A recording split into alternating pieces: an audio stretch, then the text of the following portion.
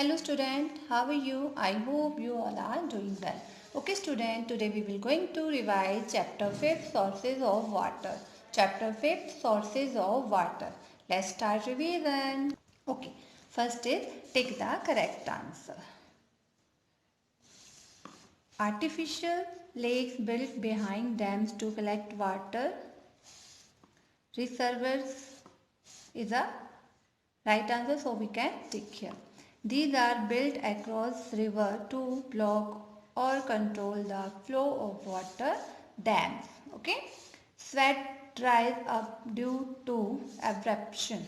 Okay. Next is filling the blanks.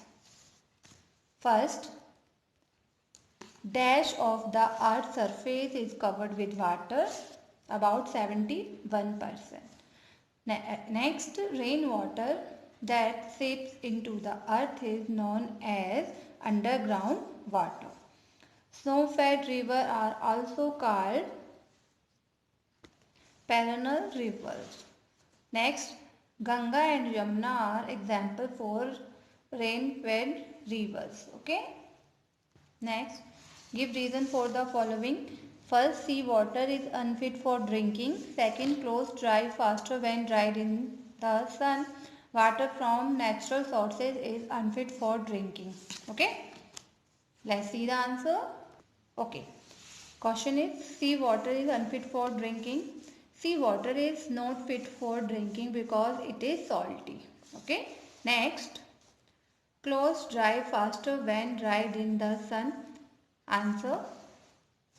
Clothes dry faster when dried in the sun because in summer season there is no humidity in the air. Okay. Water from natural sources is unfit for drinking. Water from natural sources is unfit for drinking because rainwater cannot consume as it has many gases, dust, particles and germs in it. Rivers, lakes, ponds are polluted by garbage disposal and factories toxin in it. Okay. Next, what is the difference between snow-fed river and rain-fed river?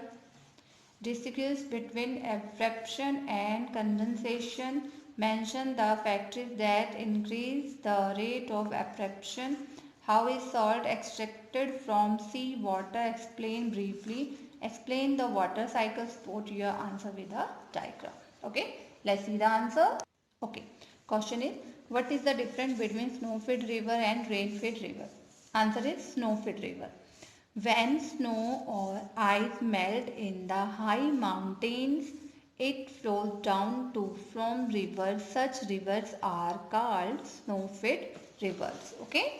Next, rain-fed rivers. Rivers that carry only rainwater are called rain-fed river. Okay. Distinguish between evaporation and condensation. Answer. Evaporation. On heating water change into water vapor and move up. This is called evaporation. Okay. Condensation. On cooling water vapor changing back to drops of water. This is called condensation. Mention the factors that increase the rate of evaporation.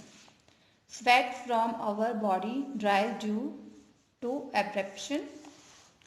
Wet clothes dry when we put them in the sun. Okay.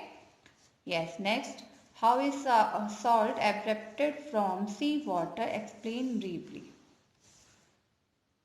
Salt is extracted from sea water using the process of evaporation. Evaporation decks are made on the shore that prevent sea water from falling back into sea. These areas with decks are called salt pans. The water in these pans gradually evaporates, leaving a layer of salt behind. Okay. Next, explain the water cycle sports at. Okay. Yes. Water is circulated continuously in nature in the form of water cycle. During this circulation, it keeps changing it from water absorption from rivers, lake and other water bodies because of the heat of the sun. Some of these water changes into water vapor and rises in the sky. As it higher it As it goes higher, it meets cold air and condenses to form clouds. As more and more drops join the clouds, they become heavy and burst. This water from the clouds reach the ground in the form of rain.